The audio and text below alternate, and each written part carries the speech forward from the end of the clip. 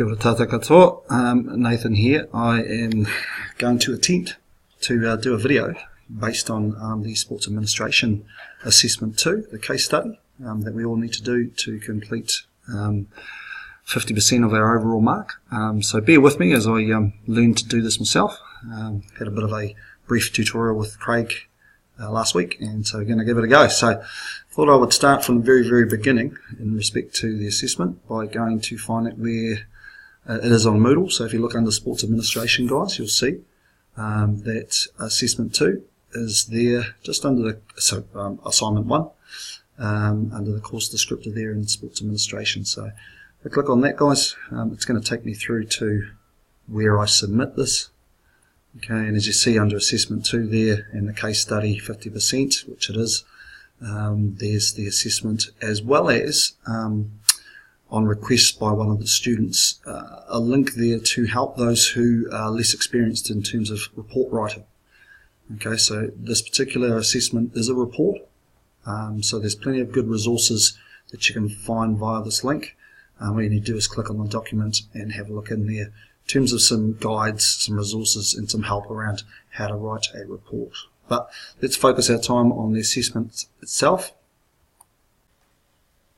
As you can see here, case study 50% and 50% pass grade on that as well. Cool. These guidelines are per normal. Again, as it says here, typed with 1.5 spacing, font, Century Gothic 11 point. Not too fussed about that particular point there. You know, Arial 12 is sufficient as well. Don't have to worry too much about what font you use, as long as it's legible and it can be read by the marker, and you can read it obviously too. Okay, each section in it should be approximately 700 words of your discussion in the report. And if we move down here, that's the things around assessments or extension to your assessment if you wish. The introduction talks about you are to take an in-depth look at a sports club of your choice, and you will research its structure, management, governance and interrelationships with regional, national and international bodies. So, we have a look at task 1, guys. It looks like this.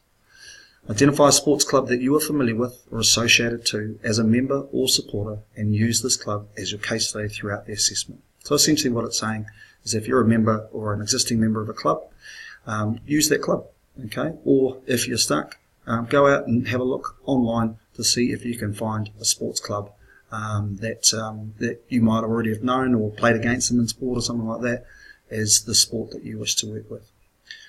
The important thing, guys, is to be able to obtain the club's constitution. Okay, now we covered constitution in class, okay, and if you look into your spiral bound books as well, there's a whole exercise that we did on constitutions about the Sports Car of New Zealand Limited, the Sports Car of New Zealand Society that we used, and we identified some of the things in its constitution. So my advice to people is that, you know, need to find a club, but need to find a club that has a constitution that's available to you. Get in contact with the club personally. Give them a phone call if they've got a phone number on their website, so that you can, get a copy of their constitution from their administrator or even one of their committee members.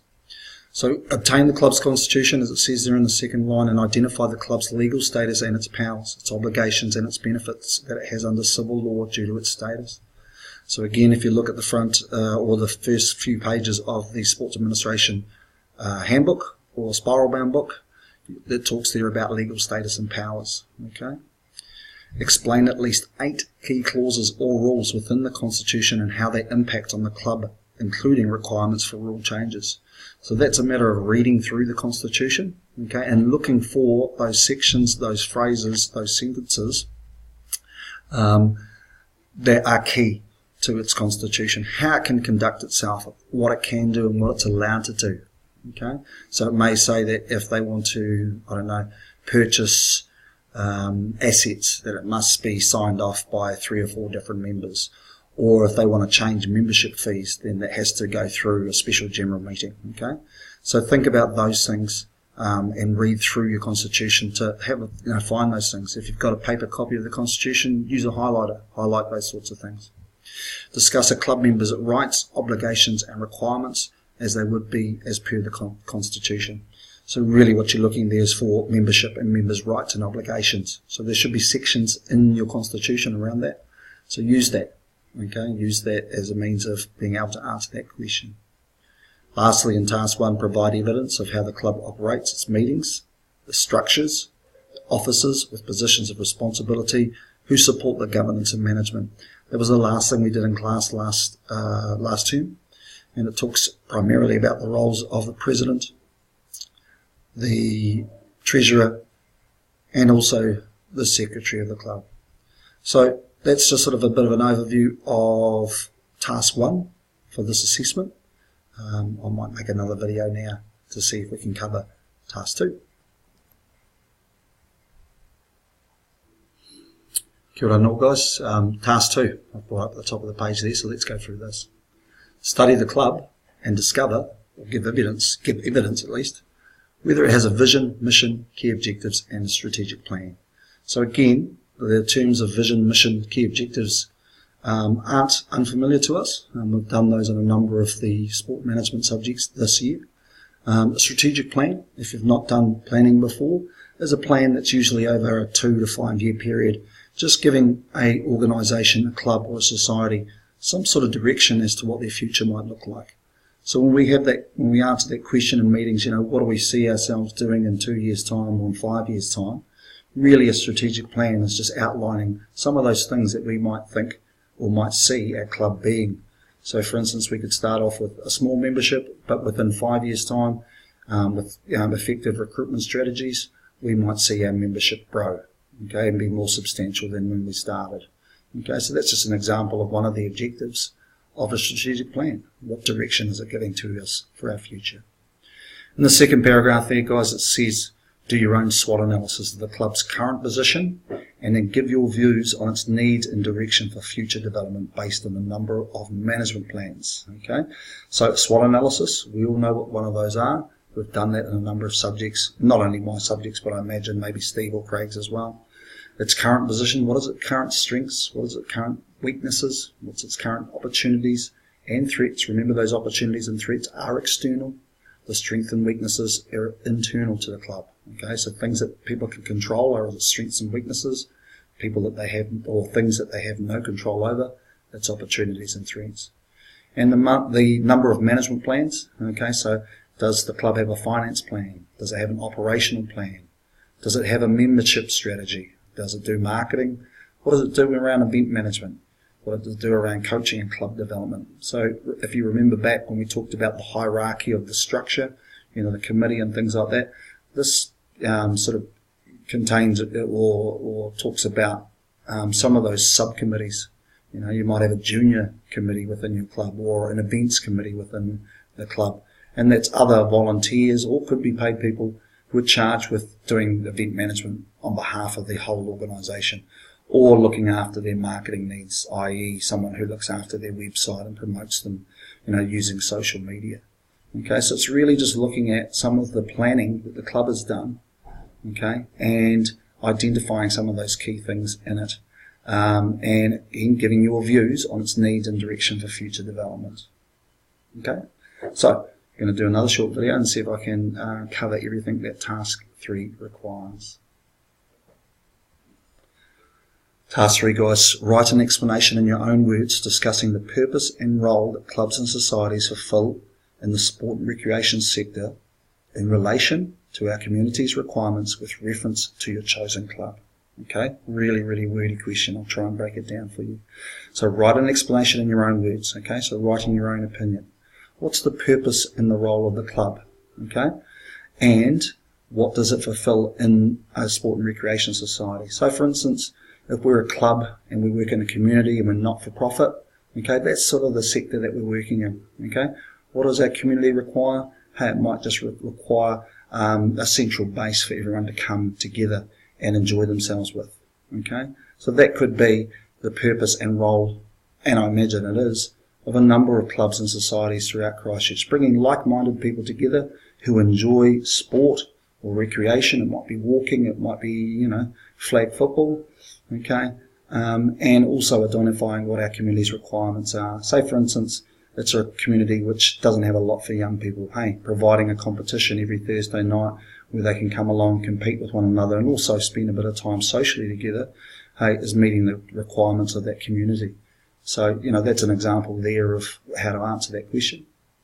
The second paragraph there, outline in your description how your sport clubs fits within the global dynamic of sports and the interrelationships it might have locally, regionally, nationally and internationally with other bodies and agencies. Again, similar to what I was just talking about before, the global dynamic of sports. A lot of people now join clubs or join clubs that run events rather than joining them as a member where they have to sort of spend a lot of time, of their own time helping with committee activities or fundraising or all those types of things. So sports certainly change in how it's delivered. Okay, so you might want to make mention of some of those things and how sports delivered in the 21st century, as well as its interrelationships that it has at all levels. And we've talked numerous times around that. A club belongs to a regional body. The regional body belongs to a national body, and normally the national body will belong to an international body. So just firstly identifying them and thinking about some of the aspects or the implications of some of those as well. The last part of this assessment is discuss the linkages of your club to the sports hierarchy in terms of rulemaking, competition structure, and player, athlete, and sport development. So again, just like our presentations, we were able to identify, what is the role of this organisation in terms of rulemaking, if it does have a role there, or competition structure and the likes. What linkages are there to sports hierarchy? How does it get changes made? How does it enter into national competitions? What does it do for its athletes? And how does it develop the sport? So, task 1, task 2, task 3, as said before, 700 words roughly each. So you're probably looking at around 2,100 words for your whole report. Again, happy for it to go 10% under or 10% over. Okay, so, around that 2,000 mark, or there or thereabouts is really what you need to be writing. Okay, cool. So I'll lastly go through the marking rubrics in a separate video, so you can just see what you need to do to get the best possible mark with this assessment. Guys, they quickly go through the marking rubrics. Again, normally I do this in person and it's no different. I normally just focus on quadrant 4, or the fourth box in each of the tasks. Just, that outlines what the best marks possibly can be. So if I have a look here, guys, for the first one, and it has a weighting of 35%, so the sports club's governance structure and implications for its operation. Firstly, the club is identified and the appropriate constitution provided with more than 3 key statements discussed in relation to its status as a club. Okay, more than 8 clauses are clearly explained as to the impact, including rule changes, and 5 or more members' rights and responsibilities are discussed.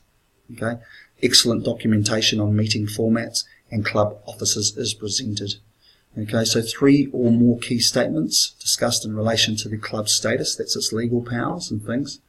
More than 8 clauses are clearly explained as to the impact during rule changes. What do we need to do? How do we go about making changes? And 5 or more members' rights are discussed. Okay, or 5 or more members' rights and responsibilities is discussed. If I move down to club development case study, okay, again with 40% of the overall mark. So there's an excellent evidence of explanation provided for club key strategy documents. An excellent SWOT analysis is carried out with at least 3 relevant documented views on club's future direction and needs for all key management plans. Okay, that's 40% of your mark, and the evidence provided needs to be really strong. Okay, so strong SWOT analysis and at least 3 relevant documented views on the club's future. Where is this club going? What does it need to do to get there? Last section here, guys. Purpose and role of clubs and sector and community is well defined. That means identifying it clearly. Okay, strong linkage to clubs' interrelationships with other bodies on all levels is very well illustrated and discussed, and an excellent reference to at least 4 key functions of the club. What's that club supposed to be doing? Okay, what is it there or charged with doing? Okay, what's its purpose and its role? Clearly defining that, and showing where the linkages are with its relationships with other bodies at all levels, locally, regionally, nationally and internationally. That's 25% of the mark, club linkages and interrelationships. Okay, so that's where all the marks are. Again, my expectation at this level is around APA referencing, so providing a reference list as a separate page at the end, headed up with references, as well as insight referencing throughout your assignment. I have put a short guide to referencing up on our Moodle page, okay, right at the top of the page where it shows our timetables and the like, so you can get a short APA referencing guide there. Or there's a number of things online that you can use, but those wizards like, I think it's QuickSight and all those types of things, excuse me, those are the things that you want to, avoid using. You need to probably put the work in to do that, and that's going to give you that, that key skill of being able to reference effectively and accurately that you're going to need post your Dip 1 studies. So there you have it. That's assessment 2 for sports administration. The 3 different tasks and the marking rubrics, and just some of the resources or some ideas as to how I might tackle this. So again, it is due on the 16th of November. Again, as I mentioned in class, that is show day. NZIS is not open that day on Moodle by 5 p.m. that night, so submit it electronically. If you can't do it electronically on Moodle, then share your Google Doc with me, or alternatively send it to me via email. Any questions, please come and see me, okay? And if you see me in the office there, again, that open door policy, catch up with me during the breaks at class, as well as catch up with me before or after a class or tutorial if I can explain things to you face to face. Kia ora.